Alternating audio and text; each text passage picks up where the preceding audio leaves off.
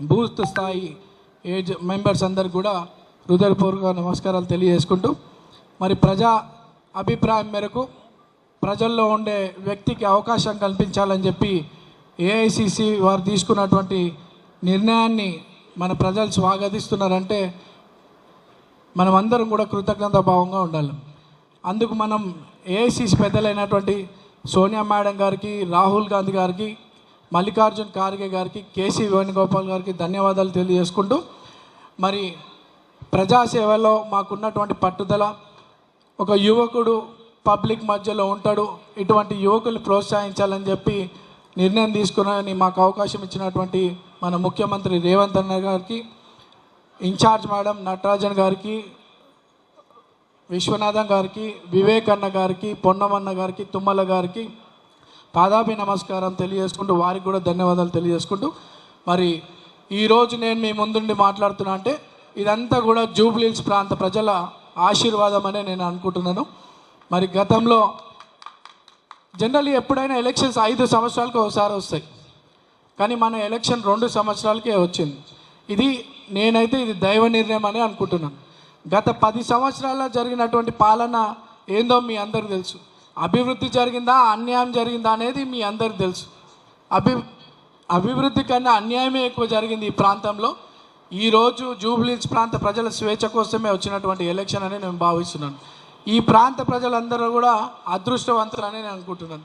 ఈరోజు కాంగ్రెస్ పార్టీ అభివృద్ధి లక్ష్యంగా ముందుకు పోతున్న సందర్భంలో ఈ జూబ్లీహిల్స్ కాన్స్టిట్యున్సీని అభివృద్ధి చేయాలని చెప్పి మన ముఖ్యమంత్రి రేవంత్ అన్న 3 మంత్రులను ఇన్ఛార్జ్గా మన కాన్స్టిట్యున్సీకి పెట్టి, ఎక్కడైనా ఒక నియోజకవర్గంలో ఒకరు ఉంటారు ఇన్ఛార్జ్, కానీ మన కాన్స్టిట్యున్సీకి 3 మంత్రులను ఇన్ఛార్జీలుగా పెట్టి ఈ ప్రాంత సమస్యలు శాశ్వత పరిష్కారం జరగాలని చెప్పి మంత్రులకు చెప్పడం, మంత్రులు చైర్మన్లు అందరూ కూడా రోజు మన గలీల చుట్టూ తిరిగి ఈ ప్రాంత సమస్యలు లిస్ట్ అవుట్ చేసుకొని, అది సివరేజ్ కావచ్చు, డ్రైనేజ్ కావచ్చు, స్ట్రీట్ లైట్స్ కావచ్చు, హై టెన్షన్ లైన్స్ రిమూవల్ కావచ్చు, కమ్యూనిటీ హాల్స్ డెవలప్ కావచ్చు, ఇవన్నిటి గురించి దాదాపు 150 కోట్ల రూపాయల అభివృద్ధి పనులకు మనకి ఇచ్చిందంటే ఇది మన ప్రాంత ప్రజలు చేసుకున్నటువంటి అదృష్టంగానే భావిస్తున్నాం.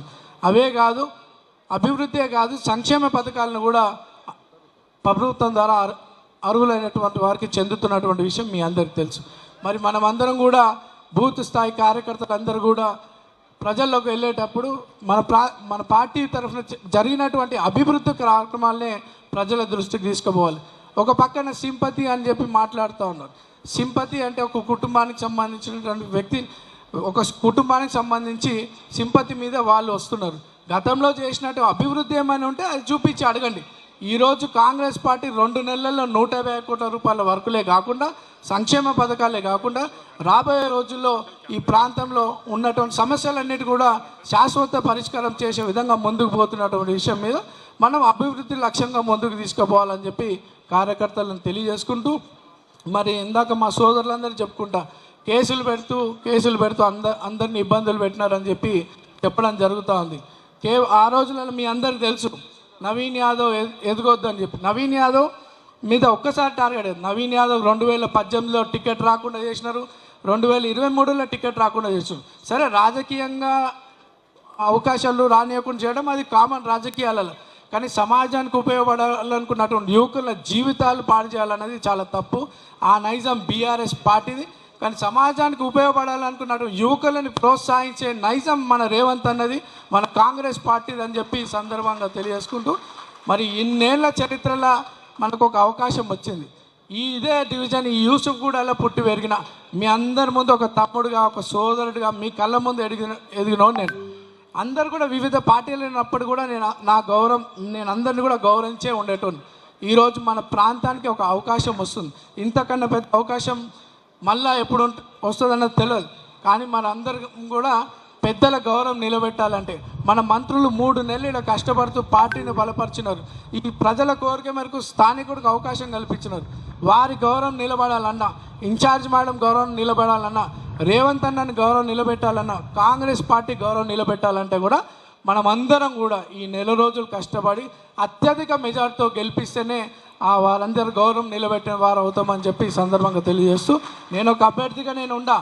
మీలో ఒకటిగా ఉంటూ రోజు కష్టపడి గలీలలో తిరుగుతా అని చెప్పి సందర్భంగా తెలియజేస్తూ, బూత్ స్థాయి కార్యకర్తల బాధ్యత, పార్టీ కార్యకర్తల బాధ్యత, ఇంటింటికి మనం చేసినటువంటి అభివృద్ధి పనులను తీసుకుపోయి మనం ప్రజల్ని ఓటు అడగాలని చెప్పి కోరుకుంటూ, మరి మనకు 407 బూతులు అయినాయి, 329 to 407 బూత్స్ అయినాయి. చాలా ఓటర్స్ జంబుల్ అయినాయి. మనకు ఓటర్ హెల్ప్ లైన్ ఉంటుంది. ఓటర్ హెల్ప్ లైన్ యాప్, బూత్కి చదువుకున్నటువంటి పిల్లలు ఆ యాప్ మీద కొద్దిగా నాలెడ్జ్ గెయిన్ అయ్యి ఆ యాప్ని మీరు పబ్లిక్లో వెళ్ళేటప్పుడు ఓటు జంప్ అయిందంటే ఒక లిస్ట్లో ఉండొచ్చు, ఒక లిస్ట్లో ఉండకపోవచ్చు. కానీ వాళ్ళ దగ్గర ఉన్నటువంటి ఎపిక్ కార్డ్ మీద ఉన్నటువంటి ఎపిక్ నంబర్ని ఓటర్ హెల్ప్ లైన్లో కొట్టి చూస్తే ఒకవేళ యూసుఫ్గూడలో ఉన్న ఓటు షేక్పేటలో పడవచ్చు, బోడబండలో పడవచ్చు, జంప్ అయినాయి చాలా ఓట్స్. ఎపిక్ నంబర్ ద్వారా ఎక్కడున్నా తెలుస్తుంది. ప్రతి బూత్లో పనిచేసే దాంట్లో చదువుకున్నటువంటి పిల్లలు మాత్రం ఆ యాప్ నాలెడ్జ్ మైండ్లో పెట్టుకొని, ఓటర్ లిస్టే కాదు యాప్ చాలా ఇంపార్టెంట్. మనకు సంబంధించినటువంటి వెల్ విషర్స్, మన కాంగ్రెస్ పార్టీ సానుభూతి పరులు ఓటు మిస్ కాకుండా పోలింగ్ చేసే ప్రయత్నం మీరందరూ కష్టపడాలి గ్రౌండ్ లెవెల్లో. ఈరోజు మనం దాదాపు బూత్కి 10 నుండి 15 మంది బూత్ సభ్యులం ఉన్నాం. అంటే 407 బూతులకి దాదాపు 4500 మంది సభ్యులం ఉన్నాం. ఒక్కొక్కరు 27 ఓట్ల బాధ్యతగా మనం కనుక పని చేయగలిగితే 1,20,000 ఓట్లని రీచ్ అవుతాం. ఇక్కడ ఉన్న ఒకరోజు మీరు సీరియస్గా కూర్చొని మన ఇంటి ఓట్స్, మన టెనెంట్స్ ఓట్స్, మన ఇంట్లో పనిచేసే వ్యక్తులు కానీ బంధువులు కానీ లిస్ట్ అవుట్ చేసుకుంటే 1,20,000 ఓట్లు మన కార్యకర్తలలోనే వెళ్తాయి. ఎందుకంటే 4 లక్షల ఓట్లు ఉన్నటువంటి మన జూబ్లీస్ నియోజకవర్గంలో 1,70,000, 1,80,000 పోల్ అవుతున్నాయి.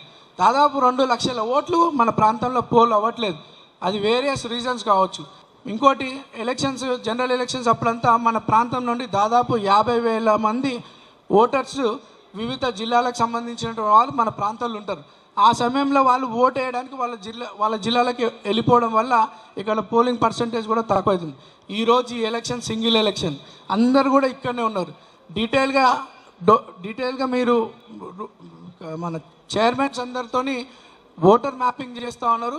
ఈరోజు పోలింగ్ పర్సంటేజ్ పెరిగే అవకాశం ఉంది. దాదాపు 40,000-50,000 ఓటర్స్ పోలింగ్ పర్సంటేజ్ ఓట్లు వేసే అవకాశం ఉంది. వాళ్ళందరికీ కూడా మన అభివృద్ధి కార్యక్రమాలు తెలియజేస్తూ, మనమందరం కూడా కాంగ్రెస్ పార్టీని గెలిపించుకోవాలని చెప్పి వాళ్ళకి తెలియజేస్తూ కష్టపడాలని చెప్పి కోరుకుంటూ, ఓటింగ్ పర్సంటేజ్ పెడితే మనం మెజారిటీ పెరుగుతుంది. మెజారిటీ అత్యధిక మన యూసుఫ్గూడ డివిజన్ నుండి రావాలి. తీసుకొస్తారా? తీసుకొస్తారా?